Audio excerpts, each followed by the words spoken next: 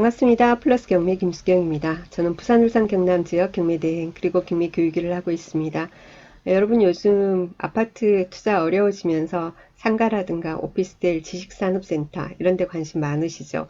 뭐 토지라든가 공장은 덩치도 크고 좀 힘들다 이렇게 생각하시면서 그래서 요즘 유튜브에도 보니까 지산에 대한 그죠? 강의 많이 올라오더라고요. 저도 한번 올렸었고요. 오늘은 상가 한번 보도록 하겠습니다.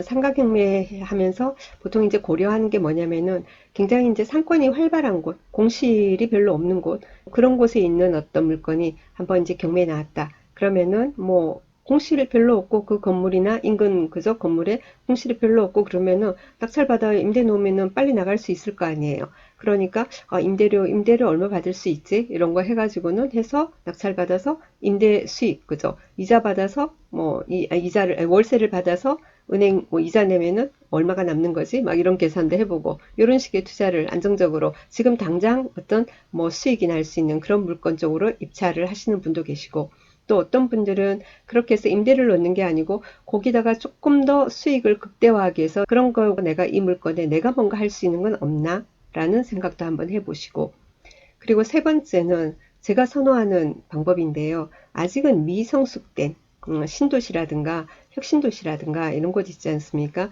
그런데 보면은 예를 들면은 아파트라든가 관공서라든가 이런 게 막 들어오면서 이제 혁신도시가 이렇게 생기는데 그런 경우에 보면은 다 이렇게 상권이 성숙될 때까지 그럴 때까지는 시간이 굉장히 많이 걸립니다. 제 생각에는 한 10년 걸리지 않을까 싶은데요. 아파트 입주들 하더라도 아파트 저기 산 사람들의 어떤 수요, 그죠? 상가를 이용하는 그런 것도 있지만은 특히나 그 인근에 관공서가 언제 이제 들어온다. 그래서 그런 어떤 그 예정이 있는 경우에 그 관공서가 다 들어오고 하기 전까지는 상권이 굉장히 어렵습니다. 그런데 지금 2020년인데 뭐 그 주변에 어디 그 무슨 관공서가 뭐 내년에 들어온다, 후년에 들어온다, 뭐 이런 식으로 이제 예정이 돼 있다든가 그러면은 지금 현재는 굉장히 가보면은 온통 그냥 임대 막 이렇게 붙어 있고 공실투성이라서 걱정되지만 다행히 경매 나온 물건이 그나마 그 중에서도 입지가 좋은 곳에 있다면은 그런 거 낙찰 받아서 그래서 임대 주고 그렇게 해서 이자라도 내면서 버틸 수 있다면은 그런 물건은 해서 해가지고는 상가라 하더라도 어떤 시세 차익을 몇 년 후에는 볼 수 있지 않나 라는 그런 생각도 많이 하면서 뭐 저는 보고 있습니다. 그런 물건이 있는지 여러분들도 한번 생각해 보시고 한번 임장도 해 보시고 그렇게 한번 해보세요. 오늘 제가 이렇게 소개드린 사건은 굉장히 이렇게 상권이 성숙된 지역에 있는 상가예요. 같이 보시겠습니다. 대구지방법원 서부지원 사건이고요. 2019 타경의 6864 됩니다. 대구광역시 달서구 이곡동에 있는 성서 메가타운이라는 건물의 6층입니다. 실평수가 약 33평 정도 됩니다. 실평수 33평이면 꽤 괜찮거든요. 뭐든지 들어올 수 있는 저 평수예요. 뭐든지 한다고 무슨 대형적인 아니고 뭐 자그마한 학원이라든가 여기도 원래 학원했던 자리예요. 그리고 식당을 하기에는 6층은 좀 높아요. 식당은 한 2, 3층 정도? 그리고는 2층, 3층 이 정도 보통 보면은 뭐 식당 그리고는 조금 위에 병원 그리고 학원은 좀 높아도 되니까 그래서 여기도 6층에 원래 학원을 했던 자리더라고요. 6층은 학원이나 사무실 이런 쪽으로 가야 되지 않나 싶습니다. 그리고 여기 감정이 그런데 2억 2백이더라고요. 이 번화한 곳에 아무리 6층이라도 33평의 실평수에 감정가 2억 2백이란 걸 보고 저도 관심을 가지고 오죽하면서도 입찰을 고려해 봤겠습니까? 이게 아파트도 아니고 6층에 있는 상가인데, 그죠? 그런데 2주 평균 신건임에도 불구하고 66명이나 이 구독션에서 보고 있다라는 건 상당한 조회수입니다.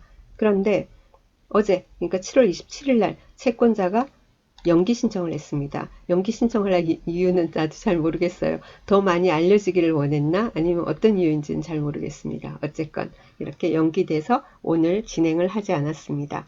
특별히 뭐 취하될 것 같지는 않아 보이던데요. 다시 진행하게 되면은 한번 유심히 한번 보시기 바랍니다. 입지는요, 한번 이제 사건 번호 아시니까 여러분이 이제 자세히 좀 보시고요. 지금 보면은 여기 이 정도까지가 이제 상권이에요. 상업지역입니다. 그리고 여기를 둘러싸고 전부 다 아파트예요. 이제 아파트 배우 집과 아파트 세대가 굉장히 많아요. 여기 보면은 스타벅스만 내도 두 개가 있습니다. 스타벅스 막 이렇게 보이고요. 그리고 저는 이제 저도 잘 모르는 이런 어떤 지역 같은 경우에는 이렇게 지도를 막 확대해 가면서 보잖아요. 그러면 이렇게 우리가 이제 흔히 눈에 익은 어떤 상호들 있지 않습니까? 음식점이라든가 커피숍이라든가 아니면 뭐라든가 이런 식 예, 그런 것도 이렇게 유심히 보고 그런 게 내가 많이 아는 어떤 메이저급의 어떤 상호 저기 그 점포들이 굉장히 많이 있다. 그러면은 여기 뭐지? 하는 생각을 하면서 저도 보고 로드뷰도 보고 막 저도 그러고 관심이 있으면 또 임장 가보고 하거든요. 여기가 국민연금공단 사거리랍니다. 사거리 이렇게 되고요. 그래서 앞에 여기 다 아파트고 하니까 여기 이 건물에도 보면은 학원도 되게 많고 그렇더라고요. 그리고 여기 지하철 성서산업단지역에서도 가깝고요. 그렇습니다. 그래서 저도 봤는데 이게 연기가 됐어요. 등기부 보겠습니다. 등기부 보니까 2017년 6월 30일 날 현재 소유주가 2억에 매수를 했습니다. 그리고 이제 그날 이제 소유권 이전하는 날 담보대출을 받아서 근저당이 두 개가 들어와 있습니다. 첫 번째 먼저 들어온 것은 달서 새마을금고의 근저당이고요. 그 다음에는 개인 채권자가 또 근저당을 설정을 했더라고요. 그래서 이렇게 돼 있고 그 다음에 이제 달서 새마을금고에서 경매가 들어왔습니다. 여튼 말소기준 등기는 2017년 6월 30일입니다. 6월 30일이고요. 임차인이 있더라고요. 임차인이 있는데 아까 전용 면적이 평수를 하면 약 33평 정도가 되는데 여기 그 전부는 아니고요. 점유 부분에가 점포 19.8348평, 48제곱미터 나누기 3.3만 평수가 나오겠죠. 그죠? 여기 일부만 임대하는 식으로 해가지고는 사업자 등록이 2019년 5월 20일 들어와 있습니다. 경매 들어오기 좀 전에 그제 해가지고 뭐 50에 10만 원 해가지고 있는데 사업자 등록 자체가 말소 기준 등기보다 늦으니까 대항력은 없고요. 그리고는 여기가 계속 공실 상태였다고 하는데요. 그러니까 뭐 그냥 사업자 등록이 좀 필요했던 모양입니다. 뭐 다른 걸 하는 데 있어서 전혀 우리하고는 신경 쓸 건 없고요. 지금 비어 있는 상태입니다. 배당금 없고 당연히 대항력도 없습니다. 크게 신경을 안 쓰셔도 되고요. 그리고 관리비가 많이 밀려 있다고 합니다. 저기 그 관리비가 2016년 2월부터 밀리고 있다고 합니다. 4년 한 5개월 정도 됐는데요. 한 달 공용 관리비가 30만 원 정도 해서 30만 원씩 계속 불어나게 되는 거죠.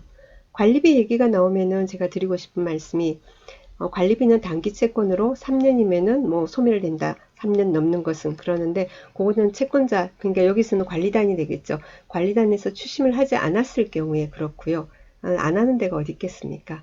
그래서 관리비 3년만 물면 된다라는 그것 때문에 나중에 낙찰받고 나서 당하는 케이스가 굉장히 많습니다. 그것 때문에 저한테도 몇 번 이제 연락 와서 그 부분 제가 강의도 해드리고 답변도 해드리고 그랬습니다. 관리비 부분 조심하셔야 됩니다. 상가는 이렇게 관리비가 많아요.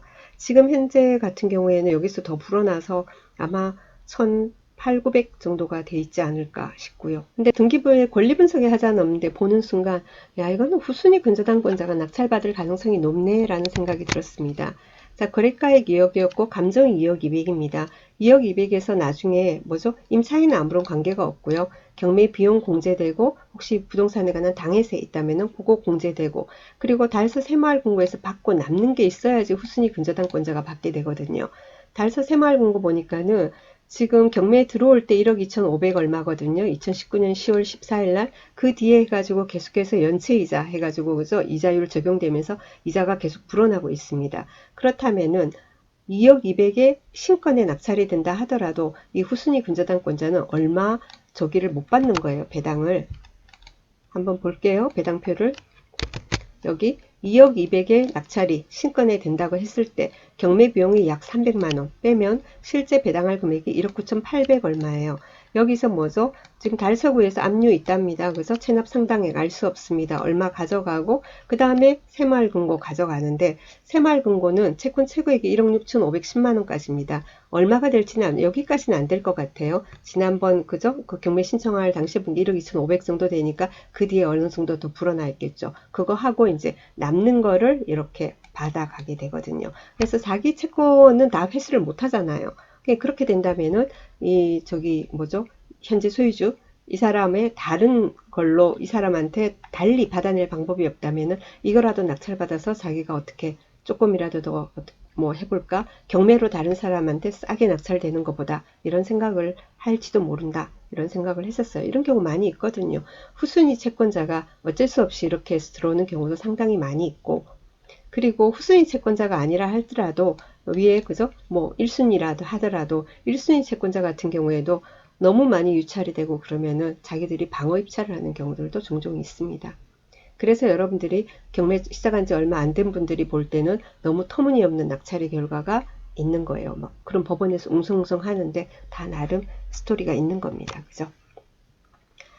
자, 이 사건을 여기 아까 매각길 7월 27일 그래서 매각길 연기 신청 제출 이렇게 돼 있습니다.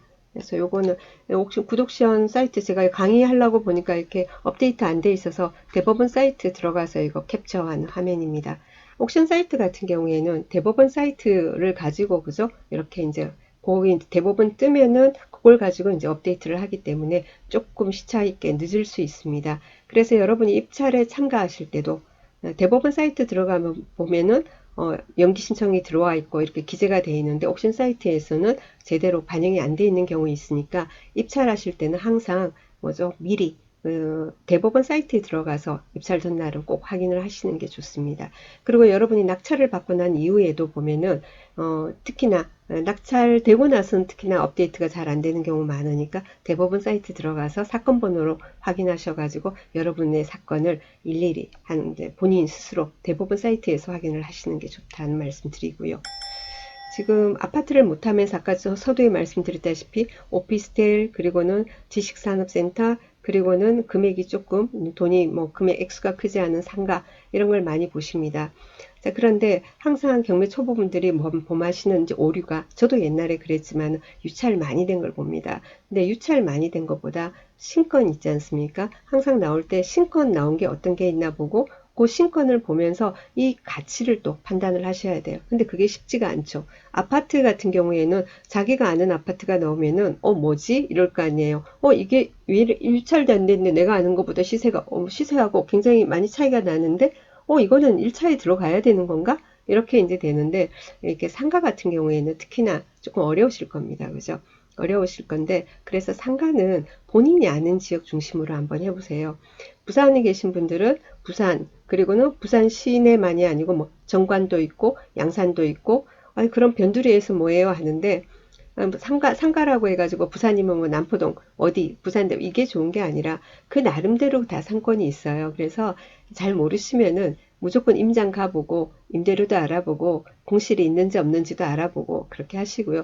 대구 분들도 마찬가지고 또 타 지역 분들도 그렇습니다. 그래서 처음에 여러분 이제 경매 시작해서 아파트 막 알아보고 임장하고 할 때 부동산 들어가서 가슴 두근두근 하면서 경매 때문에 왔다고 해야 하나 어째야 하나 그래서 많이 가슴 두근두근 하면서 그랬습니다. 근데 그것도 자꾸 하다 보니까 많이 늘잖아요.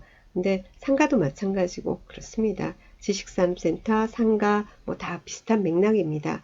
가서 아파트 임장하듯이 알아보시고 부동산 몇 군데 들어가면은 처음에는 아닌 것처럼 알아보고 나중에는 경매 물건이라고 오픈하고도 알아보고 거기 지금 경매 나온 거 얘기하면 거의 뭐 소장님들 다 아시거든요. 그러면 이거는 세를 얼마나 받을 수 있겠냐 이런 것도 물어보시고 여기는 어떤 업종이 들어올 수 있느냐 어떤 게 좋겠느냐 이런 상담도 해보시고 그렇게 자꾸 반복을 하다 보면은 상가라고 어려운 것도 없으니까 용기 내시기 바랍니다. 자, 오늘 여기까지 하겠습니다. 끝까지 들어주셔서 대단히 감사합니다. 자, 즐거운 하루 보내십시오.